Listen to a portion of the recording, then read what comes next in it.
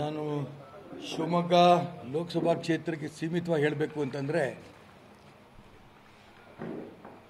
ಇಡೀ ಮುಸ್ಲಿಂ ಸಮಾಜ ಜಾಗೃತ ಆಗಿದೆ.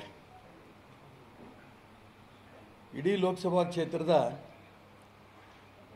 ಎಲ್ಲ ಭಾಗದಲ್ಲೂ ಕೂಡ ನನಗೆ ಬಂದಿರೋಂಥ ಅಭಿಪ್ರಾಯದಲ್ಲಿ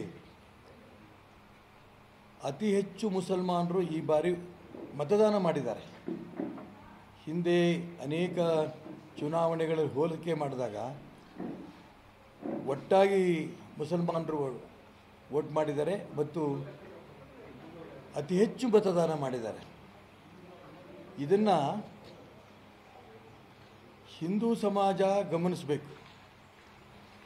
ಹಿಂದೂ ಸಮಾಜವನ್ನು ಜಾತಿ ಹೆಸರಿನಲ್ಲಿ ರಾಜಕೀಯ ಪಕ್ಷಗಳು ಒಡೆದಿದ್ದು ನಾವು ನೋಡ್ತಾ ಇದ್ದೀವಿ.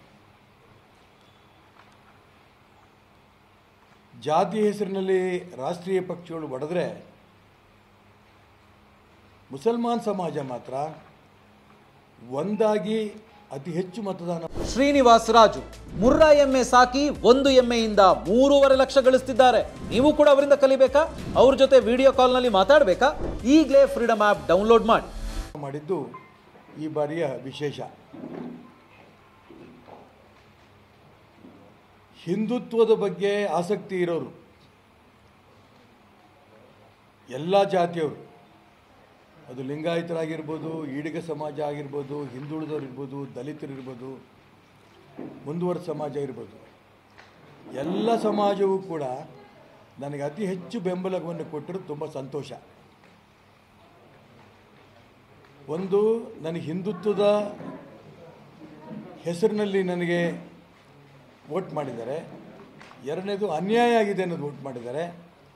ಮತ್ತು ಭಾರತೀಯ ಜನತಾ ಪಾರ್ಟಿಯನ್ನು ಶುದ್ಧೀಕರಣ ಮಾಡಬೇಕು ಅನ್ನೋದಕ್ಕೆ ವೋಟ್ ಮಾಡಿದ್ದಾರೆ.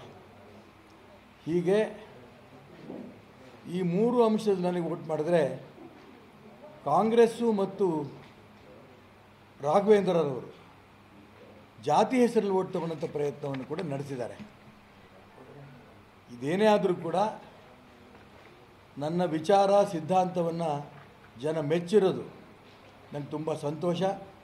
ನಾನು ಚುನಾವಣೆ ಸ್ಪರ್ಧೆ ಮಾಡಿದ ಉದ್ದೇಶವೇ ಈ ರೀತಿ ಜಾಗೃತಿ ಆಗಬೇಕು. ಭಾರತೀಯ ಜನತಾ ಪಾರ್ಟಿಯ ವಿಚಾರ ಏನಿದೆ, ಹಿಂದುತ್ವದ ವಿಚಾರದ ಬಗ್ಗೆ ಜಾಗೃತಿ ಆಗಬೇಕು, ಪಕ್ಷದ ಶುದ್ಧೀಕರಣ ಆಗಬೇಕು ಅನ್ನೋ ಉದ್ದೇಶದಿಂದ ನಾನೇನು ಚುನಾವಣೆ ಸ್ಪರ್ಧೆ ಮಾಡಿದ್ದೆ ಅದು ಯಶಸ್ವಿಯಾಗಿದೆ ಅನ್ನೋಂಥ ಅಂಶ ನನಗೆ ಸಮಾಧಾನ ತಂದಿದೆ.